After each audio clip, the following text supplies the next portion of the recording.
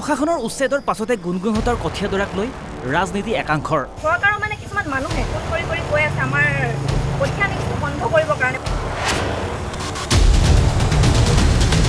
লখিমপুৰৰ গুণগুণ চেতিয়ালৈ ফোন অখিল গগৈ, গৌৰৱ গগৈৰ।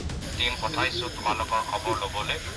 আমি এই সময় তোমালোকৰ আৰু গোটেই আমাৰ গাঁৱৰ অঞ্চলৰ মানুহৰ লগত থিয় দিবলৈ বিচাৰোঁ। চৰকাৰক ইতিমধ্যে কৈ দিছোঁ যে আমাৰ যিখিনি মানুহ আছে গোটেইখিনি মানুহ মাতি আৰু এই যে যিটো নষ্ট কৰিলে তাৰ ক্ষতিপূৰণ দিব লাগিব বুলি। প্ৰশাসনৰ ভুলৰ বাবে চৰকাৰক সমালোচনা কৰি গুণগুণৰ পৰিয়ালক সহায়ৰ আশ্বাস দিলে গৌৰৱ গগৈ। যিমান আমি পাৰোঁ আমি চেষ্টা কৰিম যি ধৰণৰ অন্যায় তোমালোকৰ লগত হ'ল কোনোবা বেলেগৰ লগত যেন এনেকুৱা অন্যায় নহয়। ইফালে গুণগুণহঁতৰ পৰিয়াললৈ আহিছে ভাবুকি ভৰা কেইবাটাও ফোন কৰি সেই টাইমত কৈছে কি হ'ল তোমালোকৰ কঠীয়াহে গৈছে, কঠীয়াৰ কাৰণে ইমান হুলস্থুল কৰিছা, বেলেগৰতো ঘৰো গৈছে। কেইবাটাও নম্বৰৰ পৰা ফোন লাভ কৰিছে পৰিয়ালটোৱে। এতিয়া কেইজনমান মানুহে ফোন কৰিছে, ডাইৰেক্ট মোৰ ফোনলৈও ফোন কৰা নাই, কিছুমান মানুহৰ মানে মোৰ ওচৰত ৰৈ থকা মানুহ বা মোৰ ৰিলেশ্যনৰ মানুহক ফোন কৰিছে।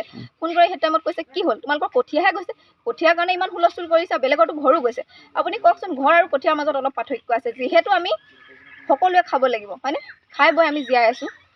মই মানে সেইটো ক্ষেত্ৰত মই এইটোৱে ক'ব বিচাৰিম কি হ'ল কঠীয়াহে গৈছে সেই প্ৰশ্নটো যাতে নানিব। যদি আপুনি প্ৰকৃত কৃষক হ'ল হয় আপুনি সেইটো বুজি পালে হয়, কঠীয়াৰ মূল্য কিমান, কৃষকৰ আৱেগ কিমান আপুনি তেতিয়া বুজি পালে। অৱশ্যে গুণগুণৰ পিতৃ জিতেন চেতিয়াৰ পৰিয়ালটোৰ কঠীয়াদৰা নষ্ট কৰাৰ পাছত এই বাতৰি বিস্তাৰেৰে সম্প্ৰচাৰ কৰিছিল NB নিউজে।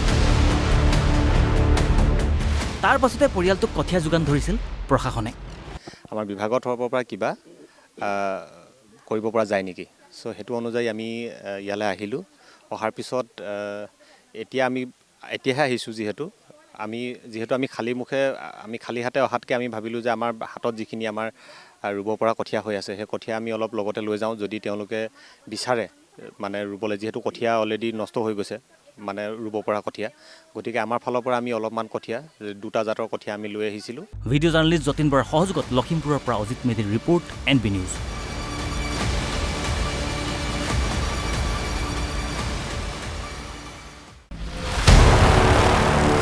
প্ৰশাসনৰ উচ্ছেদৰ পাছতে গুণগুণহঁতৰ কঠীয়াদৰাক লৈ ৰাজনীতি একাংশৰ চৰকাৰৰ মানে কিছুমান মানুহে ফোন কৰি কৈ আছে আমাৰ কঠীয়া নিচু বন্ধ কৰিবৰ কাৰণে।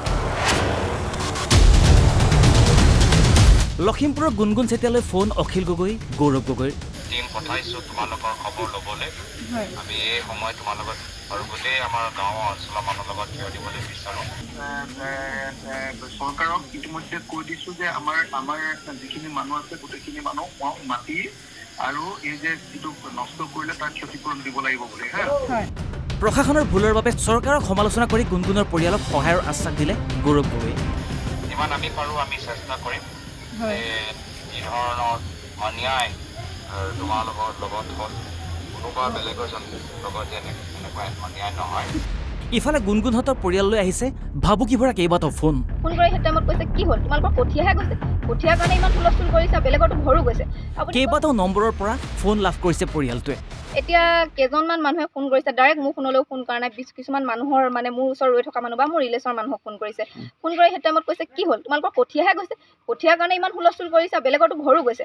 আপুনি কওকচোন ঘৰ আৰু কঠীয়াৰ মাজত অলপ পাৰ্থক্য আছে, যিহেতু আমি সকলোৱে খাব লাগিব হয়নে, খাই বৈ আমি জীয়াই আছোঁ।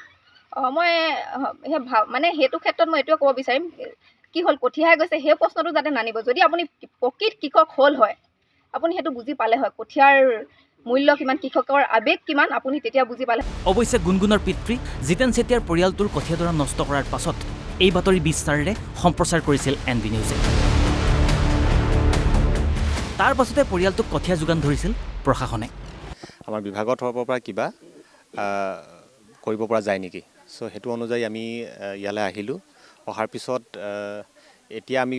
এতিয়াহে আহিছোঁ যিহেতু আমি খালী হাতে অহাতকৈ আমি ভাবিলোঁ যে আমাৰ হাতত যিখিনি আমাৰ ৰুব পৰা কঠীয়া হৈ আছে সেই কঠীয়া আমি অলপ লগতে লৈ যাওঁ, যদি তেওঁলোকে বিচাৰে মানে ৰুবলৈ, যিহেতু কঠীয়া অলৰেডি নষ্ট হৈ গৈছে মানে ৰুব পৰা কঠীয়া, গতিকে আমাৰ ফালৰ পৰা আমি অলপমান কঠীয়া 2টা জাতৰ কঠীয়া আমি লৈ আহিছিলোঁ। ভিডিঅ' জাৰ্নেলিষ্ট যতীন বৰাৰ সহযোগত লখিমপুৰৰ পৰা অজিত মেধিৰ ৰিপৰ্ট NB নিউজ।